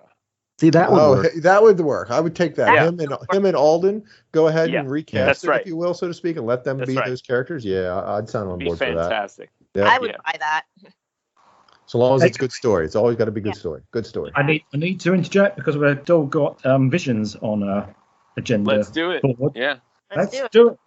So I've got the. So just to be sorry, Steven, just to be clear, we're going to table discussion about the return of Mark Hamill as Luke Skywalker for some animated anime Star Wars stuff. Okay, I've just wanted to be clear. Yes. We weren't even talking about Hamill anymore. We're talking about. We treat all aspects of Star Wars equally here. Oh, okay. No Star Wars left behind. So I've got the trailer. I love the holiday special. I will just share my screen again. We'll watch the trailer and we can discuss. Let me see where's there. There it is. Start sharing. Blah blah blah blah blah. 3, 2, 1, play. Long ago, a great warrior came to this village and entrusted our ancestors with this. Its power and responsibility now lie with you.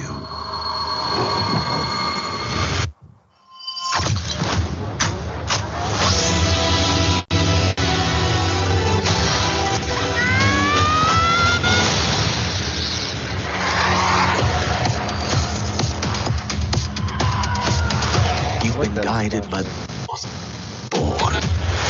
At last, the moment arrives.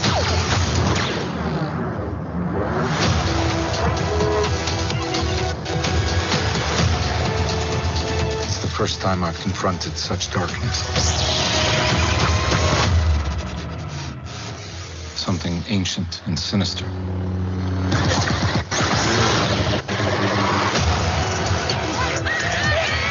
We're going to be a proper family.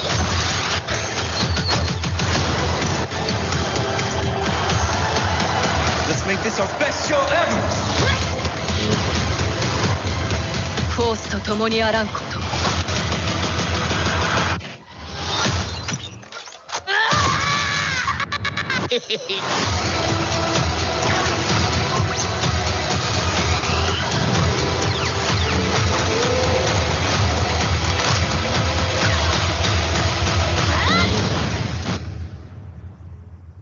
I accept this responsibility.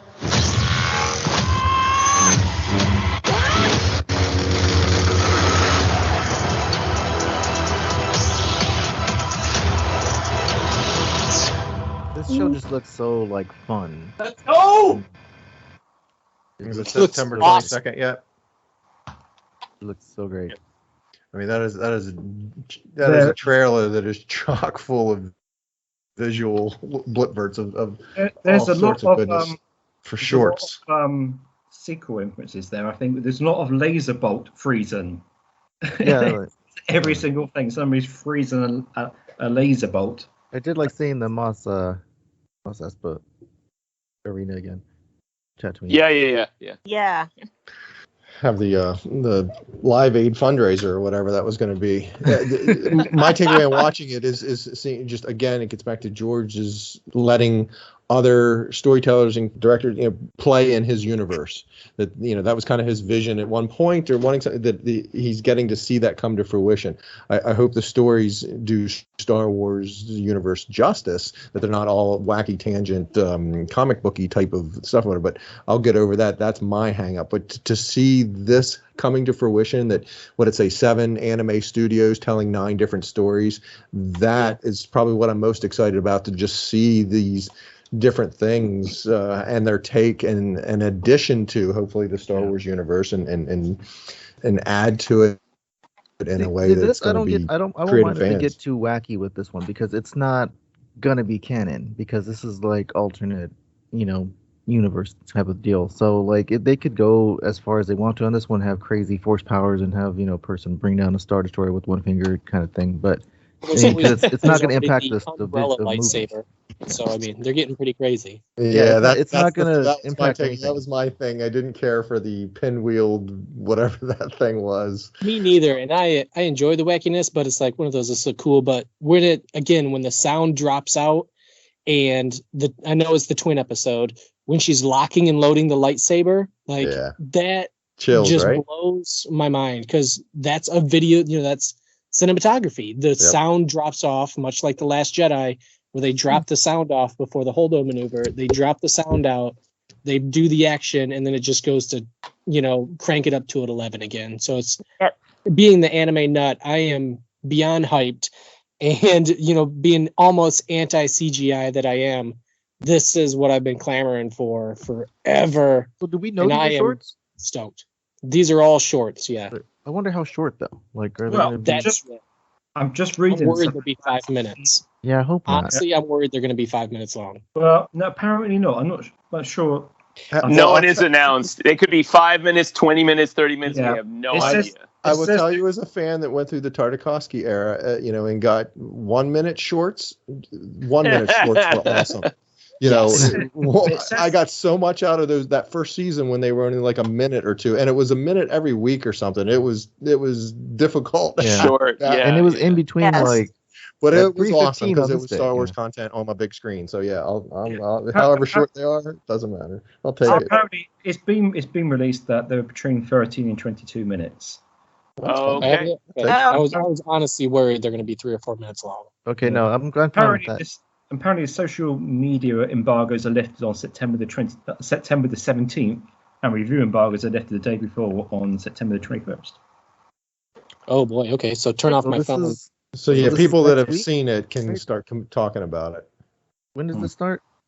22nd. It's 22nd. I presume they're all coming out the same day. I don't know. 10 days from now, yeah.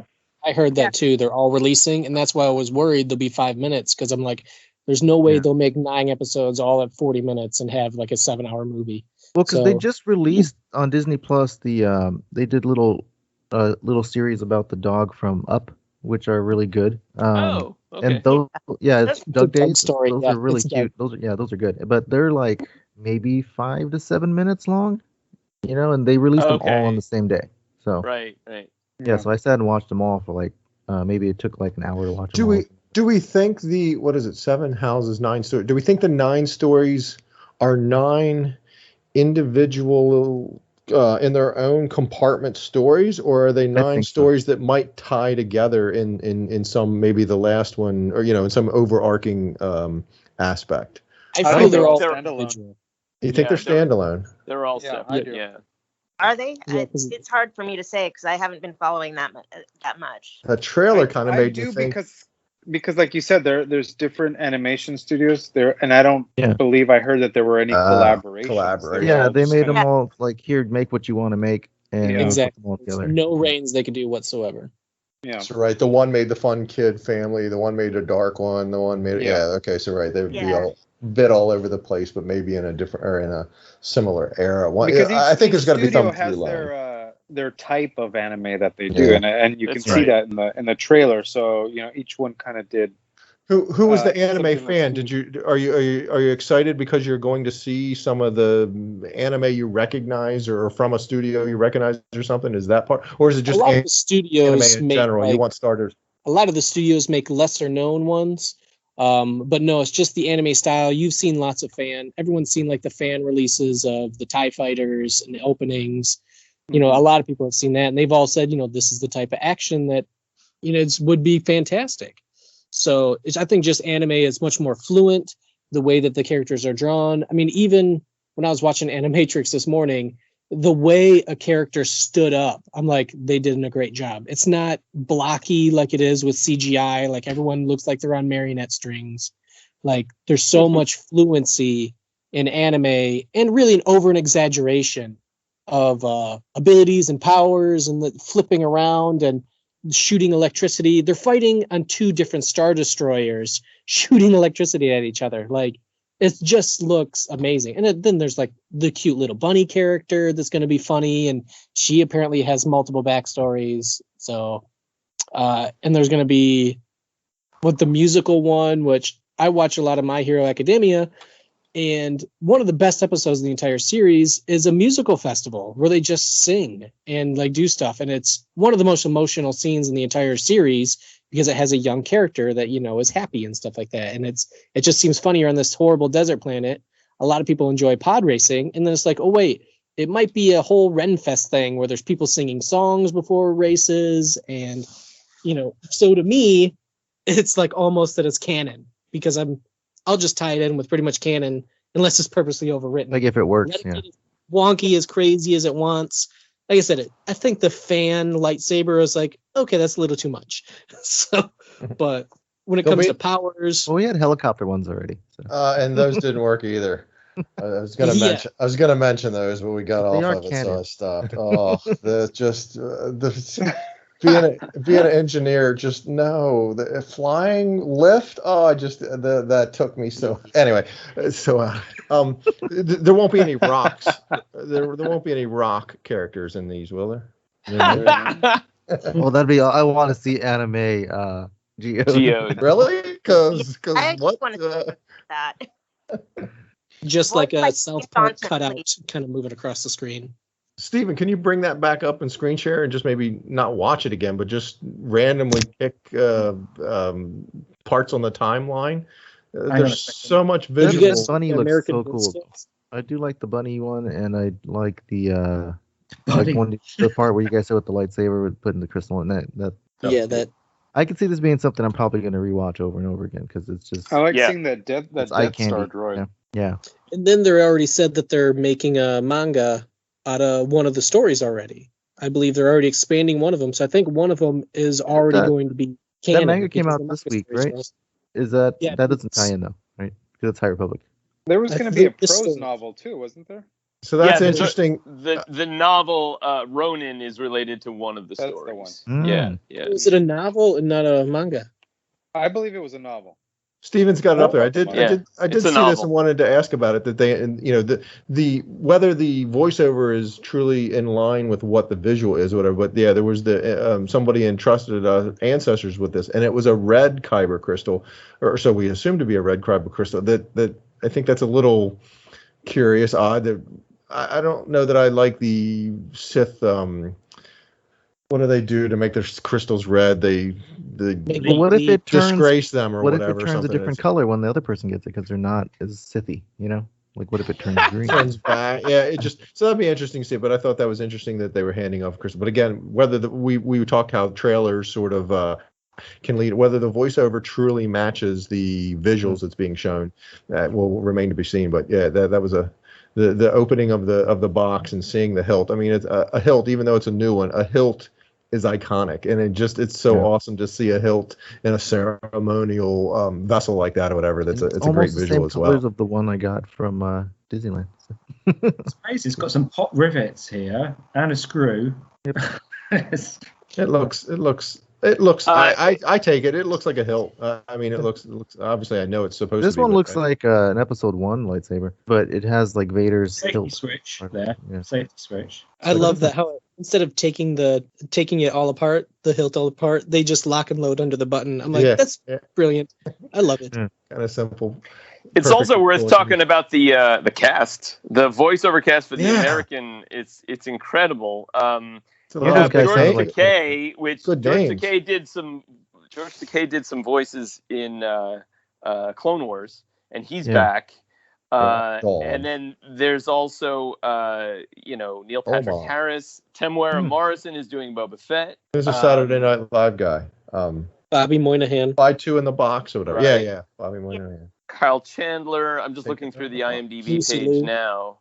Lucy Liu, that's right. Joseph Gordon-Levitt, David Harbour from Stranger Things, James Steven, Hahn that shot from you have, Blade Runner. Yeah, General Grievous. That is not a Dexter Jester. That was just just the way the anime is being filmed or whatever. That's not a person. That's not a girl with 6 arms. Making it appear like she has 4. I don't think she has 6. Okay, she's not. All right. You can kind of see shadows in the other 4 arms. Yeah, it just happens to be the frame that he froze that it looks like what we're seeing is a fair-haired. Well, I think she's actually She's actually doing it though. I think she's making it seem like kind of like which saber is the real saber. One of those kind of fooling things. I think she's actually making it look like she has 6 sabers. Multiple. That's not just like a streak view, Okay, that's kind of dressed like an inquisitor. Because they all light at the same time. So she's making them all appear that way. And then this one is I have a secret to tell Sith. you. He's a Sith. Yeah, he's an old Sith. Oh, and a young kid with a blue saber. Yeah, I see it there. I smell interesting deodorant. Caption this. This is a fun game of caption this. That's for sure. He's kind of got like a Maul or alien kind of thing going on with his chin there, but it's hair, but it looks like horns. Yeah, I think it's hair. Let's see what else you find. There's Lop. I mean, I guess they had to just go with the most common bunny name. Lop is a character name. Oh, we just missed the. What's it called? They couldn't use Usagi again because that's in every anime. Yeah. Oh, doesn't it show that one? And the black and white episodes are a great callback to George's original idea that it's all Ronin storytelling anyway.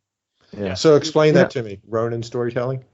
Well, the black and white, almost like samurais. It's funny because I actually did. I started watching Hidden Fortress last weekend because it's on Disney Plus or HBO Max, and I had never seen it. I've been looking for that movie to watch it like for years, and so that's basically C-3PO and R2-D2 walking around. And so I kind of knew the Ronin when it was quasi samurai, but I was thinking, was the Ronin storytelling having something to do with black and white? It's just the old samurai movies had It's just is that Kurosawa you're going for there? Okay. The movies from the 50s. Black and white, wind right? Blowing in the background, kind of like how George also took for Han Solo westerns, and they showed that in Mandalorian.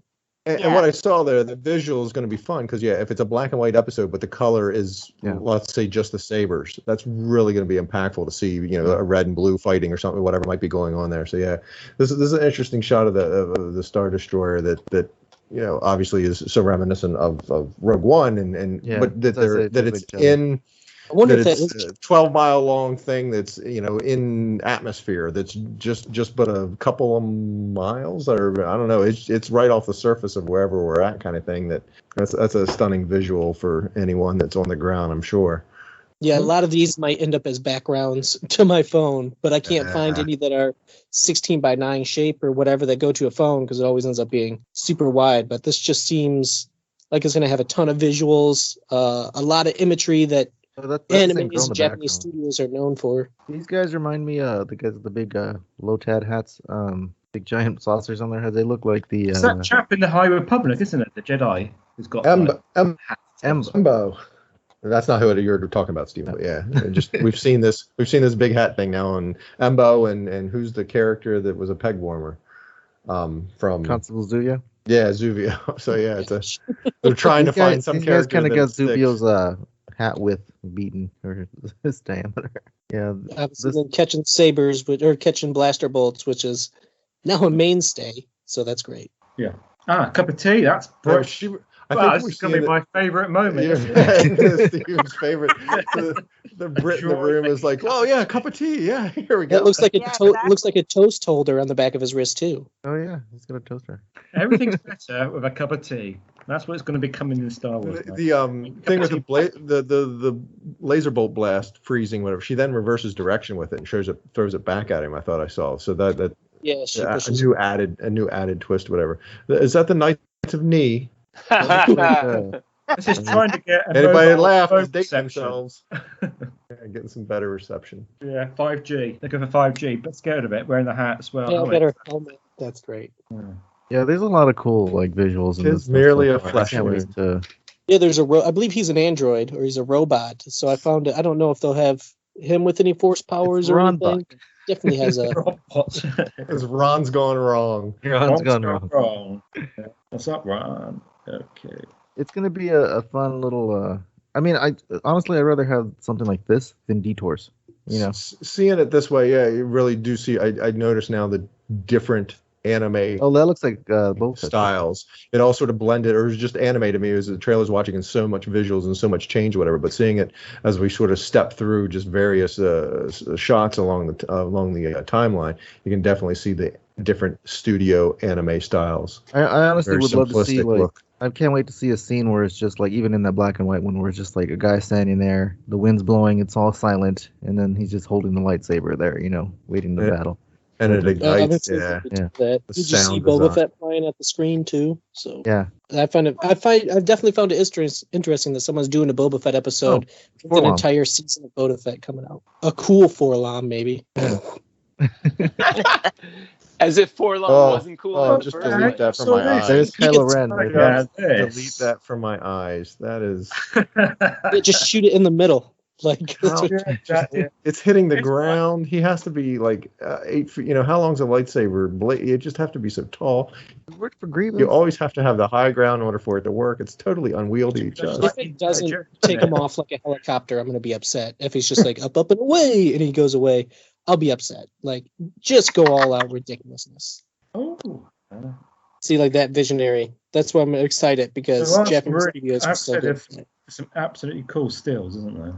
So. Yeah. Oh, that looks like there's a shot here of two guys. Ren and Stimpy? Yeah.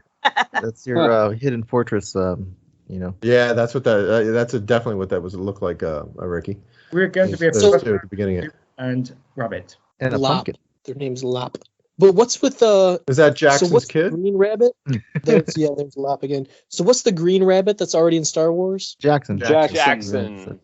Okay, and what's he from? Is he the original comics? He's from the original Marvel comics from 77, 78, 79. Yeah. Remember how I went on about I'm all for this so long as it doesn't get comic booky?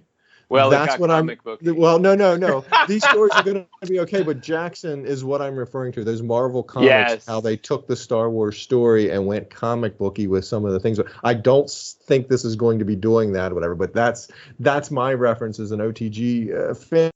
And it's just that I don't want that to happen to Star Wars. Comic book stuff is for comics. It's for MCU and this DC shot over there. And Star this Wars shot right here has looks like kind of like an Imperial facility, and then you look to the left and there's like houses that have like. Is that a Mandalorian bird whistle kind of thing being fired off? The bird thing. Yeah, it looks like that. Off the wrist? That'd be a Yeah. Flying he wasn't in birds. black and white. Droid. He wasn't in the If he black goes and forward white. a second, it comes off a droid. Yeah, I love seeing the hut style roofs on the houses next to this, Empire looking stuff. Is that a Gamorrean guard second from the left, or maybe those two on the left? Oh, it looks like It looks like. Yeah. It looks like a skinny one in Storm. Well, he has skinny legs like on Mando. They're the fighting fit ones. Yeah, the fighting fit ones, not the bodyguards. I'm so excited to be back here at Pod Racing. Yeah, but this is the Live Aid. Yeah, you're gonna have episode. a queen come out and. Yeah, get some. But no, I love It's nice that noodles. where they're showing this again. I wish like Max at Rebo? I wish at some point in the movies they would have went back to the arena there. Do we know the name of the band that's in the sequel trilogy? I was just What a bunch of Star Wars fans we are. I'm teasing because I don't know the names either. But right, I don't. Do we even know? Is it a thing? Is it canonized, or do they have a name like Max Rebo and Snicing? Everybody has a name. Yeah, they do. But none of us Even know. the ones like on the cantina, the Disney cantina, like they all have names. Has seen to it. Figure and Dan and the like, whatever. But I don't know that I've ever seen anything. I do Card Trader and stuff. I don't know that I've ever seen that band reference. No, I think it is names because I have the single on Apple Music. I have to look for it, but I think the single actually shows like the name of the what they are. not like in real life. Do you think it's like Jabba? Is it Figure and Dan and the? It's Lin-Manuel Miranda. I don't Or is it just a band name? Is it Hootie and the Blowfish, or is it? I can't remember honestly. Okay. I hope there's a musical episode with Lin-Manuel Miranda. It says when you look up the song, it says Jabba Flow by Shad Kaba. So. Yeah, Shad Kaba, there we go. So it's Queen versus Hootie and the Blowfish. Okay. That's the name of the band. Sean, say it again. Sean Kaba. Shawn Mendes does. Shad Kaba. Are they the Aconites? I mean, and then there was the one from Solo. That was the other band with the guy floating head thing. I don't think that was ever named, if I can remember correctly. There was a band in Solo? Wait. Yeah, remember he's a Yeah. Oh, the singers. Yeah, the terrible sound. Frank Sinatra and Grace. There's Boba. Oh yeah, that is Boba Fett. Is he gonna fall into the Sarlacc pit in this one too?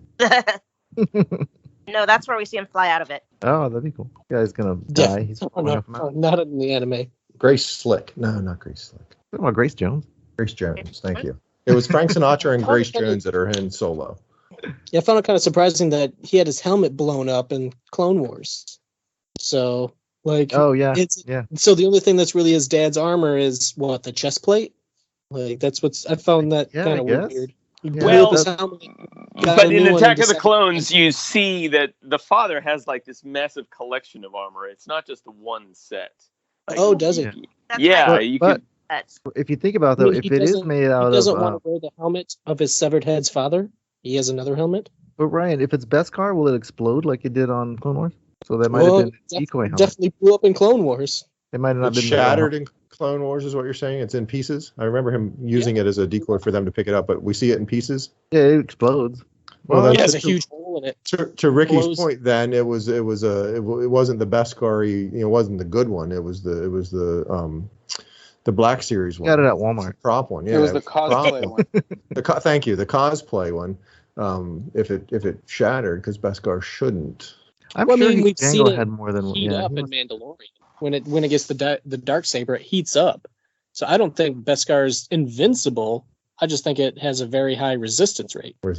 Yeah. And plus, at that point when it blew up, we hadn't really gone into the whole Beskar and how Well, yeah, but now we gotta I get that, but we gotta retcon it and make that work for us. So we gotta come up with something.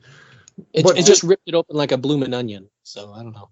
To your point or whatever, there's more than one. We see in that closet in Attack of the Clones that there's like multiple. Was there multiple in there? I thought it was just the one pile. Yeah, I don't remember seeing multiple. No, he makes him hide the one pile. Yeah, he makes him hide the one pile. The jetpacks might be multiples, but the armor. I think we assume that there's a closet of armor in there. Yeah. On the ship, maybe? That stuff's expensive, man. I don't know. Especially with the Empire climate at all. Where was the ship parked? That's what I want to know. How's he have the ship and not the armor? Who knows? I guess we'll find out. We'll find out eventually. Yeah, I'm excited for this though. I can't wait for this to start. So that's the new content. That's the new content we'll have for the next Senate. Yeah. Yeah, 10 days to go, isn't it? So until then, 10 days. What day is that going to be? It's going to be a Friday again, isn't it? Is it? Is it a Friday? No, it should be a Wednesday, isn't it? Wednesday. Because they were trying to drop Sunday. It's a Wednesday. Yeah. Well, there's no Loki. There's no Bad Batch. There's nothing on right now. Just the What If. But yeah, that'd be good content for to watch. Good stuff. I'm sure we can all watch that for next. Binge them all. Okay. Well, next month we will definitely be able to discuss Visions and what else? Well, more of the books. More of the books. Yes. Yeah, hopefully. Rising Storm. Will I finish that by next month? Actually, at least Into the Dark. We need to talk about it. I'll be finished for that. See if he gets done with that, then we can talk about it. We haven't talked about Into the Dark. We've kind of went over a couple things. Talked about it a bit. So, okay.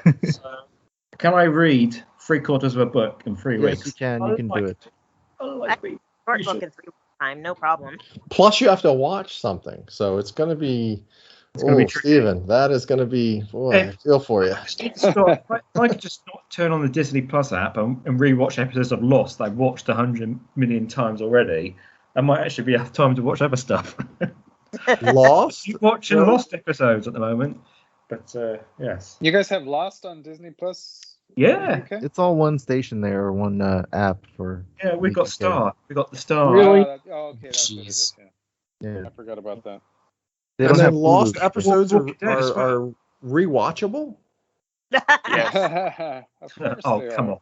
Good one. I was going through Lost too. So we gave Steven a list of classic movies to watch, and he's watching Lost over and over again. Yeah, no, it's one thing to have watched it again.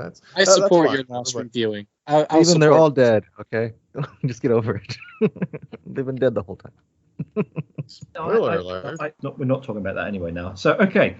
So thanks very much, everybody, and we shall see you in 3 weeks' time.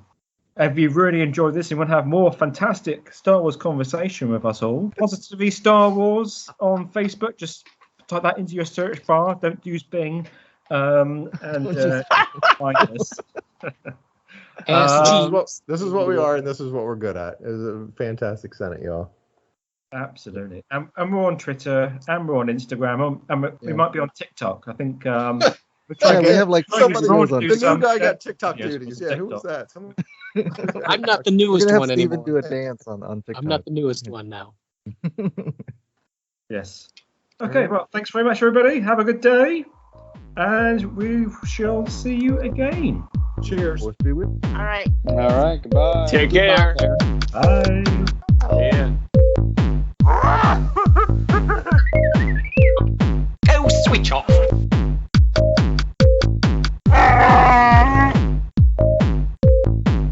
I am the Senate.